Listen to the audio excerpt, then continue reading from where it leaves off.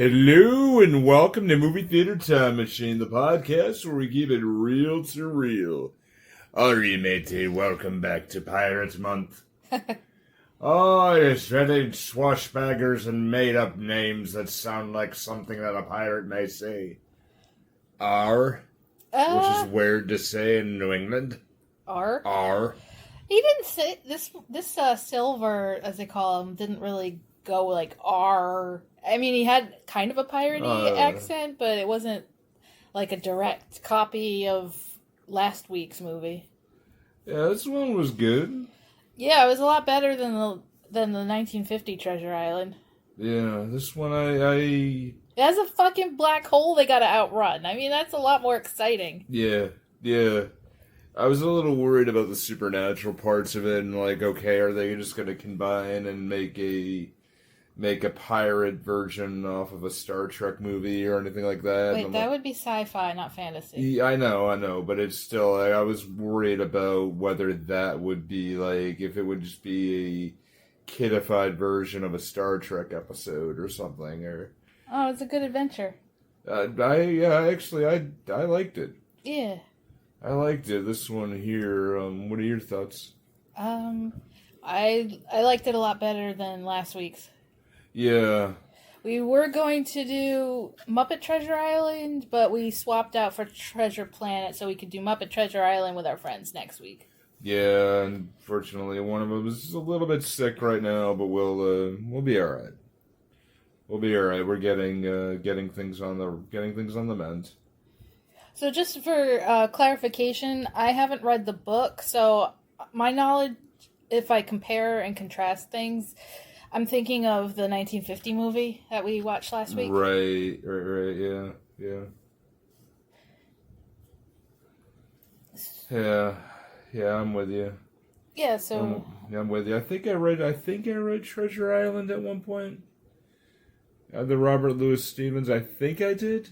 Or Stevenson, I think. Yeah, I didn't read it. Yeah, if I did, it's a faint memory. Right. It's a faint memory. But, yeah, I think the voice acting went really, really well with this, and too bad. I mean, it was a bomb? It was a bomb here. I mean, it didn't do too bad, but it's one of those that definitely gained a cult following here. This said it earned 109 million versus a budget of 140 million. Yeah. That's not good. Well, it's not good, but it could be a lot worse. True.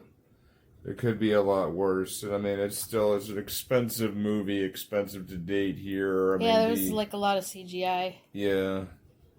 And I mean, I was like, okay, like it's 2002, and one of the things, it's like there's a scene there that is just, it's very, very, very obvious, like 2002, and it's like, okay, the 90s didn't know they needed to go away yet.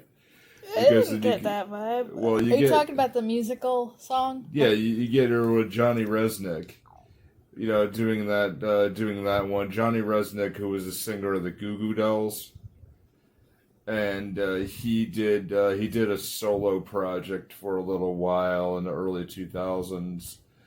But you immediately know, as soon as you hear his voice, you think 90s and coffee houses and beat poetry. Beat poetry? Nothing says 90s like beat poetry. Yeah, I just... The fuck? It's my own personal memories with Goo Goo Dolls. Okay. There's I'm glad it wasn't a musical. Nah. It was just like this one song during a montage and the end credit song. Yeah. Which it gave, at least comparison to last week, I think it gave a lot more stakes.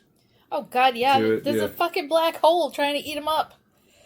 Well, not only that, but it's like where you have... The inn getting destroyed? Well, no, I mean, it's just also that, the fact that he doesn't have a father and he's looking for a father figure. Yeah. And I don't remember last week that was ever the case. It's just this kid who was just this kid hanging around, and alright, we've all got to protect the kids. And yeah, this Jim is older.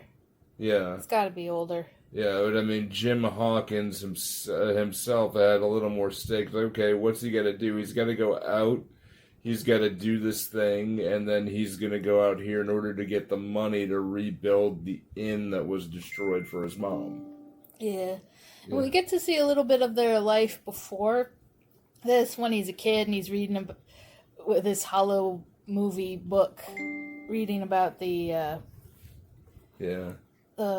legend of the treasure planet with 1,000 worlds worth of gold or treasure, whatever. Yeah. Inside it, and his mom's there hugging him, and so we have like reasons to care about him. Yeah. We cut to, I think it was like 8 years later or something. Right. When he's navigating this really cool solar sail surfboard in the sky. I like the way that in this movie the ships are all like 18th century wooden ropes, but they have solar sails. So using futuristic solar sails on an old-timey boat is pretty cool. Agreed. 100% agreed. That's a good sci-fi way of propelling something. Yeah. 100%. I enjoy the look of it and everything, and this animation in general was incredibly beautiful. He does get into trouble though because he rides. Rides, yeah. Well, it's not passive. It's like a wind sail thing. Operates. He operates his vehicle in like some kind of mining site and gets caught by the cops. Yeah. Yeah, and again, that's a section there. I'm like, okay, it's a futuristic skateboarder who likes to skateboard. And he likes to do all this, it's a little bit of 90s culture where skateboarding was a really big thing. And I don't know if it's a really big deal anymore. I know there are some people who do it, but it's not as big as it used to be.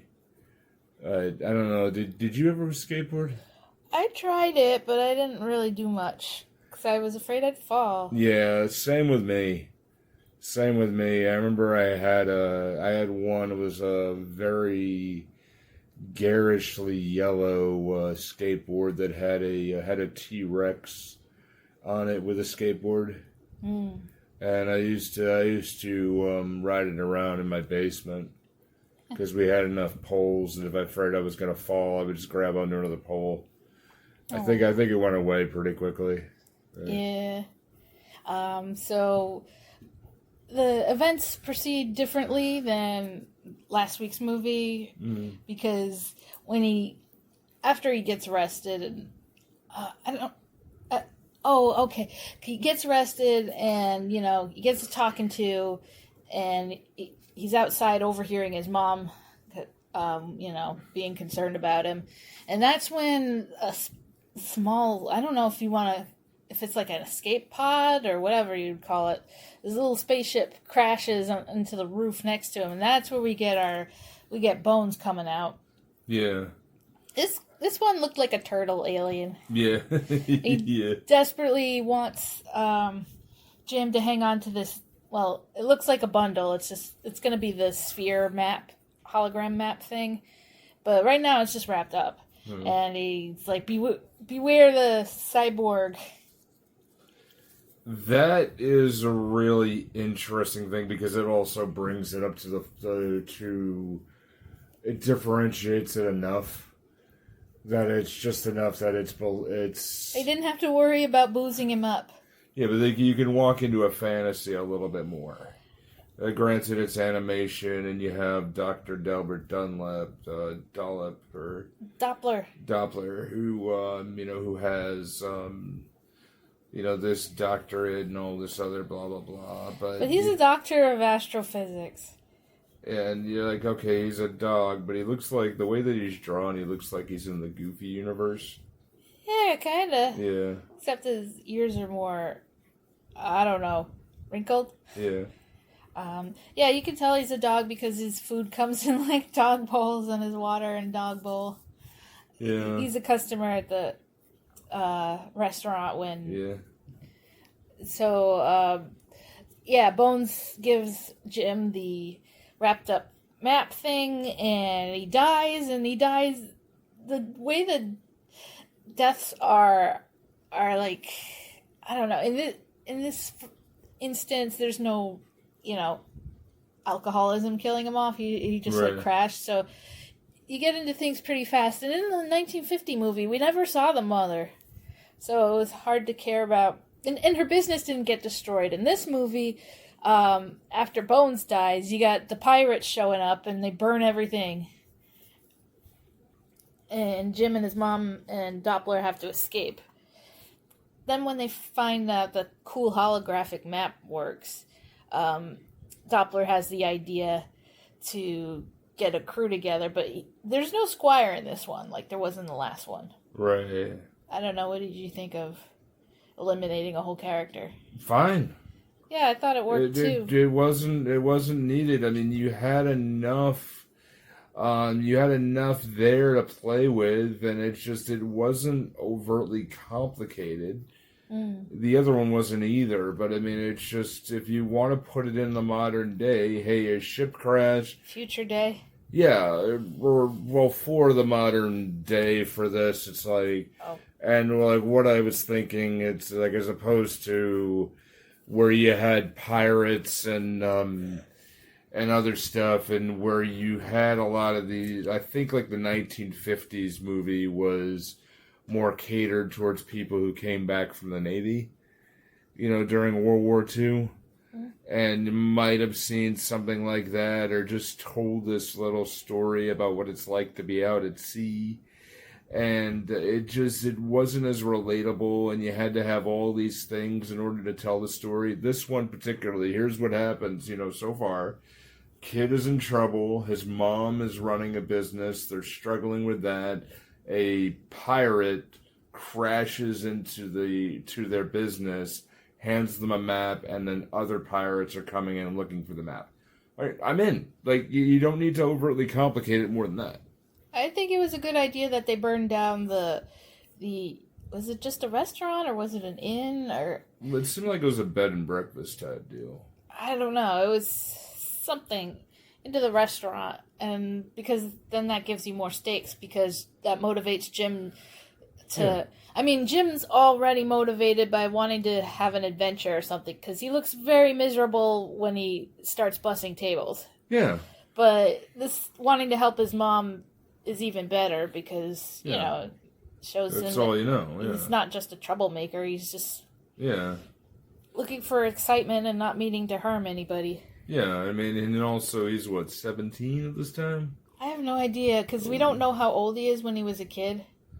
Yeah. And then they're like 8 or whatever it is years later. Well, he's in his late teenage years. At that point. And when he's in his late teenage years, you go, okay, you kind of want to get out, get going, but you just start to learn a little bit about the world, or in this case, beyond. Or learn about what's happening, and then you try from there. So Doppler is, a step ahead. He's going to finance it, and he finds this ship called the Legacy, and the Captain Amelia and first mate Mr. Arrow, they do not like the crew that was hired. And we don't run into Silver. I don't know if they even ever call him John. I think it's just Silver. They don't even run into him until the ship is ready to launch. And I gotta say, the spaceport that looks like a crescent moon is pretty damn cool. Right. And it looks like a seaport, because it must have some atmosphere. When you see people on boats and shit in this movie, you kind of have to not think too hard about it. Like, where is this wooden boat generating atmosphere and gravity? Because the gravity can be turned on and off. Yeah. And these old-timey sailboats. So once the crew is already hired, that's when Jim sees Silver and is like, oh no, is this the cyborg that I was warned about? Right. So I thought it works better in the story that the crew is hired ahead of time. Right, yeah, me too. Because then Jim can't be like, oh no, it's the guy with one leg. we shouldn't maybe hire the crew for him. Because Silver makes the point, when Jim's kind of wary of Silver, Silver's just like, oh, there's lots of cyborgs around. So that's enough of a, well, I guess you could be right to lull you into the false sense of security. Right. Yeah, I agree. But Silver is working in the galley, so the making food part is still the same. Except he makes food a lot cooler. Which it looks so cool. I know. I wonder. They must have used CGI for his robot hand. Yeah. Because it's all like swirling around with attachments and making stew. Well, like all the shit that I've got going on, with my own self physically. I mean, if I had a cyborg hand, I mean, I think that would solve a lot of my own issues. And to do that, but at least just to like have the hand go into the forearm, spit back out a knife or spit back out other things. That's just so damn convenient. And when they go to shake hands and he's got like a Swiss Army knife of hands and he's like, oops, I forgot. Oh, sorry. Switches out for the regular hand attachment. Yeah. So Jim is going to be the cabin boy and help him out in the galley. And, instead of a parrot, Silver has this little pink floaty blob guy named Morph. I think it's amusing how Morph was like the comic relief sidekick blob and parrot equivalent. Although I was kind of sad Morph never turned into a parrot. Right. It didn't, yeah. You were laughing at Morph. I thought Morph was hilarious. And Morph would sometimes repeat things, also kind of like a parrot might. Yeah. I think it was funny, the introduction of Morph when Jim is going to eat the stew and he's not sure about it, and then suddenly his spoon, morphs into Morph. Yeah. Right.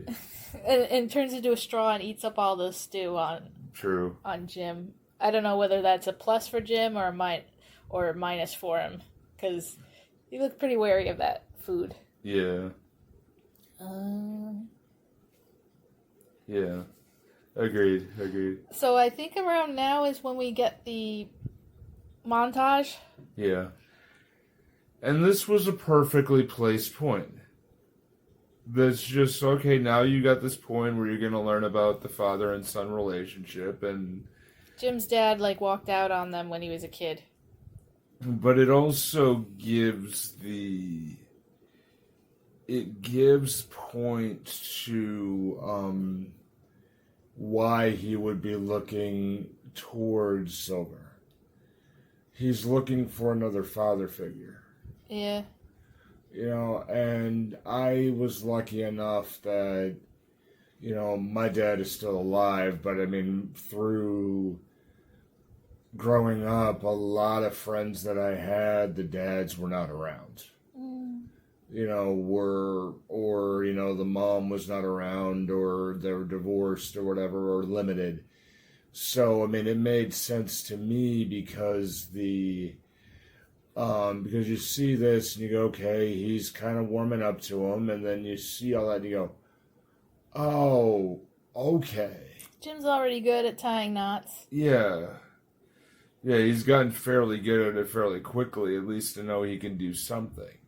Yeah. And that just goes with it. And I've taught a lot of people who are, I don't want to say troubled, is not the right word, but I've taught a lot of folks and a lot of kids who could go in that direction, and they just need a shot to do something. And at least, when you are into some trouble or getting there, it's like they're trying to call out, or at least find a way to belong. And I mean, he's clearly looking for a family, more than just an adventure, but yeah. And that's where our song is. And after the song, we've got the exciting supernova happening. Which was awesome. Yeah, and so it's when it turns into a black hole, it starts sucking them in, and they have to and it's Jim who has the idea because they think they're doomed, but then there's one more wave of energy that's going to emanate. And I think that was also Doppler's idea. Right. He's a doctor, but he's an astrophysicist, not the other kind of doctor. So they turn the sails around, and they do ride that wave, but there's, I guess, is lifeline a real thing in sailing? Yeah. Because it seemed like a fancy word to be like, hey, just tie everybody to stuff. Pretty much, yeah. So Jim does get all the lifelines tied, but then the spider guy, whose name is Scroop, cuts the line, and that lets the first mate fall into the black hole. So that was an interesting and more exciting way of doing it than in the 1950 movie, where they just got him drunk on some cake, or not cake, dessert. And then in the storm, he somehow got washed out of the boat. Right. So I thought that was a better way, and I guess it was around, if they were trying to avoid censorship and make it more exciting, that was the way to go. Yeah, I can't disagree with you at all. So, I can't disagree with you at all. You're 100% on that. Yeah, Silver does feel bad about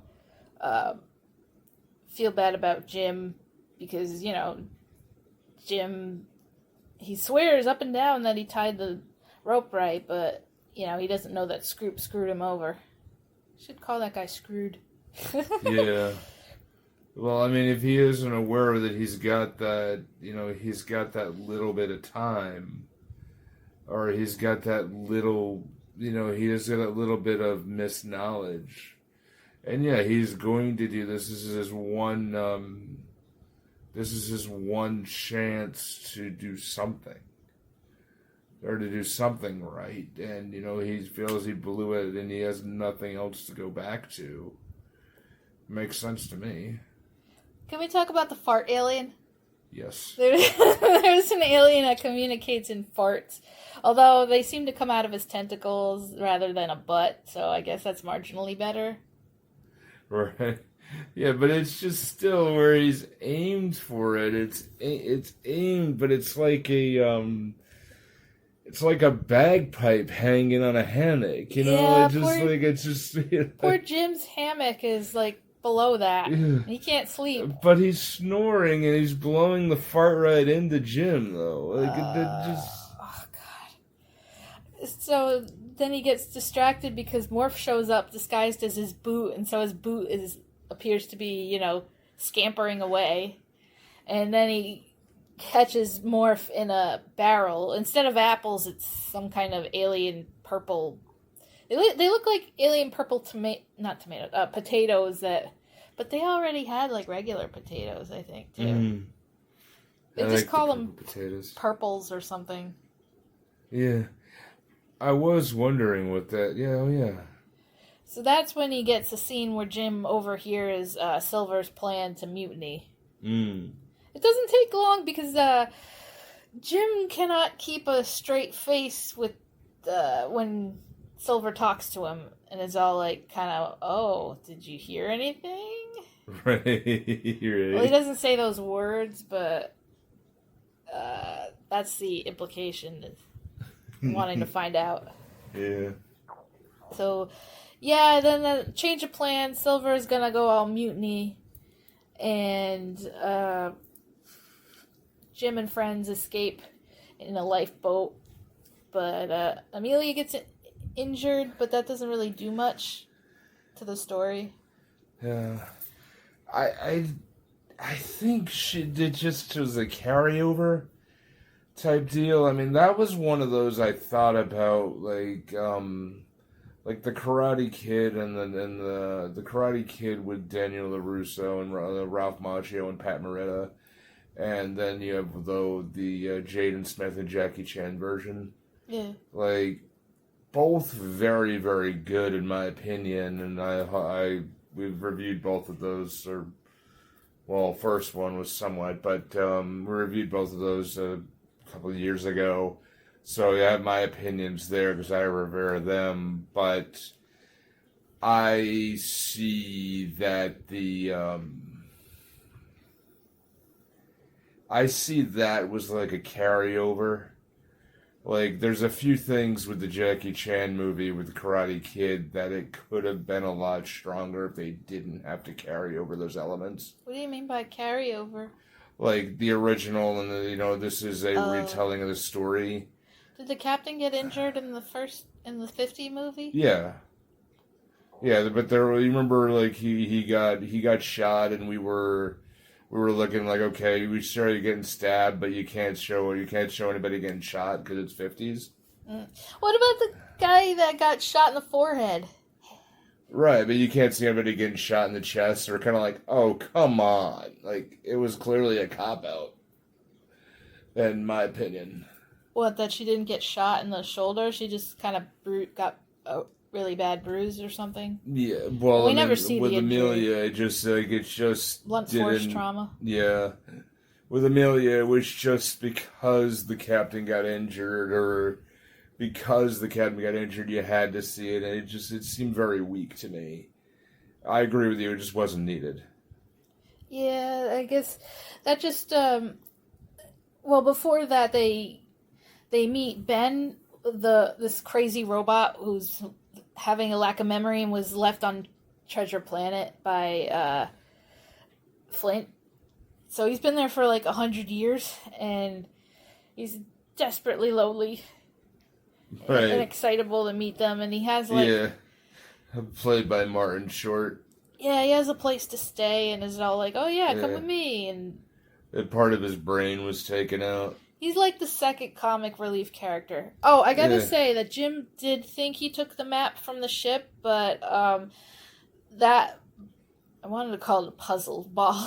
Yeah. That sphere was actually Morph. Yeah. Yeah. Yeah, I Surprise. thought it was fairly predictable that it was going to happen, but I didn't really mind it. Yeah. So Ben has the place for them to stay, and that just kind of gets the captain and Doppler something to do, hanging around there.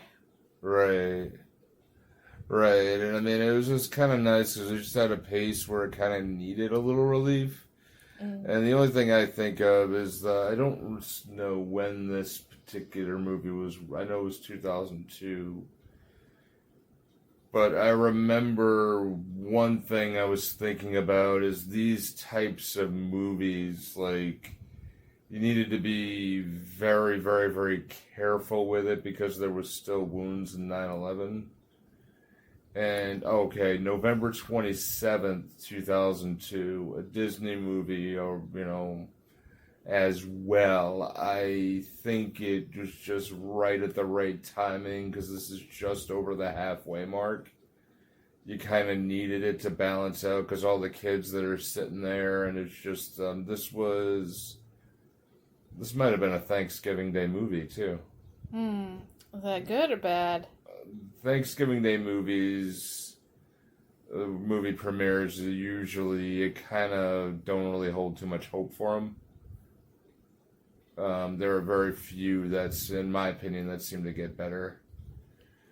I don't know, Ben himself was, I mean, it was obviously from the Benjamin Gunn, from the 50s movie. But, I think Martin Short, was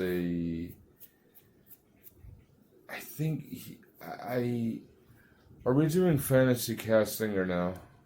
We could do that. Okay, I'll hold off on that because I think he was playing another person. Okay. I think he was playing because there was a movie, Robots, that was released around that time too. Yeah. And it didn't seem right. But I don't know how they got back onto the ship. Oh, well, they found Silver had one of the lifeboats. So they, when all of them were sleeping, they got on the lifeboat to get back onto the ship. course, Scroop is there, being an asshole. Yeah. And Ben has to disable some kind of wires or something, and there's like a bazillion of them. So when he unhooks one of the wires, it turns the gravity off. Right. So that was kind of an exciting scene because Scroop and Jim are floating away, and when the gravity gets turned back on,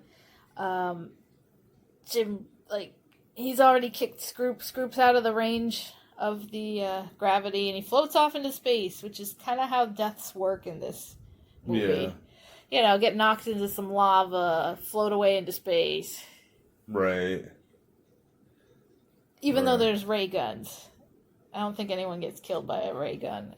Are they ray guns? I don't think so. Oh. But I liked the float in because it was like you had to carry over something of what we had to carry over was the pirate flag going down.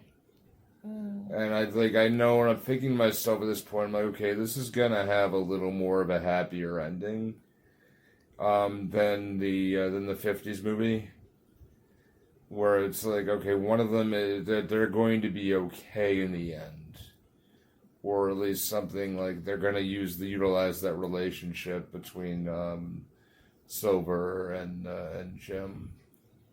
So Jim comes back, but the pirates are holding Doppler and Amelia hostage because they need the map. And at first they're all excited because there's a big green beam leading them, but which I thought was kind of neat. Although since it's called Treasure Planet, it's like, where on the planet are you gonna? What are you gonna say? I hope you landed in the right place and don't have to follow that beam over continents and oceans and stuff. Right. But it does stop at a cliff, and they're like, "Oh no, what now?" But luckily, there's a little, I don't know, indentation where Jim put the map, and then it projected. Oh, it's a big portal, and when you touch the little markers in the holographic map, it changes the portal location. So that's how Flint got all his treasure, and it's all in the center of the planet. Right. So everybody's happy to just get beamed to the center of the planet. Which could have been a cop out if this wasn't written as well. Why? The planet is the treasure. Like, they were kind of taking from the what the hell, Douglas Adams, Hitchhiker's Guide to the Universe. Galaxy. Yeah, Hitchhiker's Guide to the Galaxy, where they had the it just, like, what did Deep Thought create? What was the computer, and then the computer ended up being Earth. Oh, yeah. Or something that just didn't quite seem right. No, it's literal treasure, not metaphorical treasure. But if it wasn't written as strong, it wouldn't have worked. It wouldn't have worked as well. So they do find the remains of Captain Flint, and his bones are holding the memory thingy for Ben. So Jim slaps it into Ben's memory, and then he suddenly remembers, oh yeah, the whole place is booby-trapped. Right. And the planet's gonna explode. Also, some pirates land in the lava. I guess it's lava, or is it just so much gold it looks like lava from a distance? I'm going to say it was lava. That's a dumb booby trap. It's gonna ruin your gold. Yeah, I'm going to say it was. Although I don't know. Now I said it out loud, I'm questioning it, honestly. I forget. I'm going to say it was. Okay. Yeah, so you got the bad guys falling in there, and then you get this classic dilemma with Silver. He can try to get this literal boatload of treasure out of there, or he could save Jim. So there's kind of this back and forth, and where he tries to reach Jim, but his cyborg arm can't stretch far enough. So in the end, he does choose Jim. I have no idea how it went down in the book. I don't remember. Honestly, I think in just as I can remember, it was planned for a series of events or series of books, and I don't think it was. I don't think it was that easy. And again, this was something I remember that came up in high school. So I know it was on the rotation. Whether it was something that I pretended to read and didn't do it, or actually read, I can't remember. Which kind of shows that it was mostly forgettable. I don't know about that. Yeah, well, in book form at least. So, yeah, the ship is damaged, and Jim, he uses what's around him to make a sailboard, and his idea is to get the portal to, because he found the button for the portal to make them go home. And so, yeah, he sails ahead and he does that, and they get home. Also, Jim lets Silver escape. And so I guess they made up. Yeah, it was. And it made up for Silver saving his life, I guess. Yeah. Yeah, it wrapped pretty well. Although I do like when like they're saying bye, and then he's going off on the boat, and he gives some treasure. And he gives the shit. Oh, take this for your dear mother, so she can rebuild the inn. And also take Morph. Take Morph. Yeah, that was. I mean, that was kind of a. Was it too nice of an ending? No, but like, it was sort of predictable in a way, because I remember there was a. You remember when the Disney Channel, when we had it on cable as a kid, that it would become free for like 2 weeks? Yeah. You know, and I remember there was this movie about, and I can't remember exactly what the hell it was. It might have been like Air Bud or some weird shit. I don't know. But, like, dog runs away from crappy owner, right? Yeah. And dog plays with this kid who doesn't really have any friends or anybody. Owner comes back looking for the dog, and they're like, oh no, but he's my friend, he's my only friend. Crappy owner has a change of heart and says, oh, well, you can have my dog, kid. End of movie. You know, it just kind of, I don't think it was one thing that really needed to be there. It was just like, oh, well, I need you to keep an eye on him. And they're like, oh, but we've been friends. I'm like, when the hell were, like, they had some adventures, but you expected Jim would go off with Silver somewhere. Yeah, that was the offer. But Jim was also offered to go to the Interstellar Academy. And that I agreed with, but it just, like, there was a canceled trilogy, a franchise for this, and it just didn't seem like it would have been a good thing. I think the better thing would have been, oh, you know, it's not working, and then they go off and they find each other later on again, a little bit older or whatever, and you know, I think that would have been a little better. It just. Granted, this is a kidified version of a movie.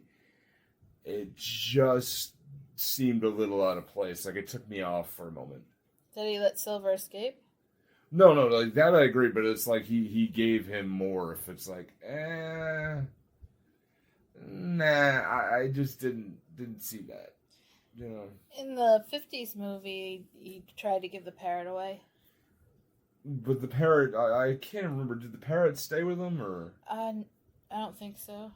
Yeah, it just didn't seem right. That's my only gripe with it. Still joyful though. Yeah. So the inn is rebuilt, and Ben's a waiter now. And the inn is built better than ever. Yeah.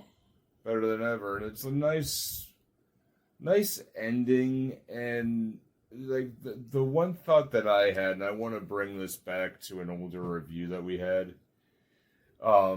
with. Because it almost answered one of the questions in a weird way, but like, you remember when we did the movie Harvey? Yeah. And I kept wanting to say, like, let's see a movie called Elwood's Dinner, or My Dinner with Elwood. Yeah. This was the closest representation of that. What? In my mind, is like, you had all these weird, kooky characters, except for an invisible rabbit. But it just, to me, I looked at it and I went, alright, this is kind of cool.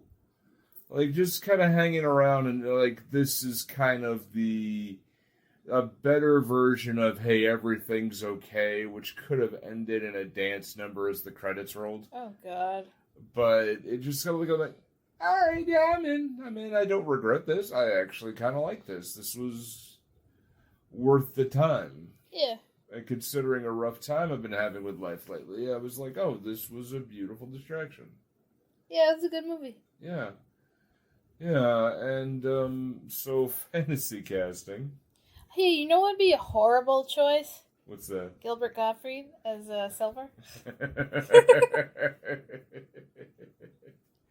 Well, I alluded to one that I had here, and Ben, played by Martin Short. Yeah. Robots was around at that time. I think he was doing a version of Robin Williams. And I saw that, I'm like, yeah, that... Like, it's almost because Robots, I think, was Pixar. Like, it's almost like they went for it and then found another way to do the same role. And it just, or at least I believe they were right around the same time for that. Robots is actually Blue Sky Studios. Blue Sky Studio. Okay, Blue Sky That was Studios. Robots. Yeah. Okay. But Robots is actually a pretty good movie, as I remember. I haven't seen it in a while. But obviously, billed as Robin Williams was the lead, and I'm like, all right, I'm going to see that. And But he wasn't the lead. Well, the way it was billed is that he would be he was at least one of the voices. Yeah. You know, I know it was, but it was advertised that he was the lead. It's like, it's like the Hugh Grant and Julianne Moore movie, 9 Months, where Robin Williams was the gynecologist. And the way that it was advertised was that like it would be like wacky adventures with a couple that's about to have a baby, and here's their crazy gynecologist. Yeah. And ended up being something very different. But it was just advertised there because when Robin Williams is in a movie, it's gonna draw wherever he is. Successful or not, it's gonna be somewhat some money. But yeah, this good pick. Yeah. Really, really good pick. Any other final thoughts? Oh, that's all I have. Yeah, me too. Solar sails are cool. Yeah.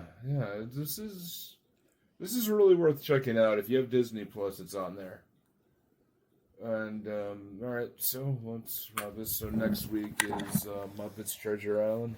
Yep, we got a lot of Treasure Island this month. Yeah, so we'll do that. So be good, take care of yourself.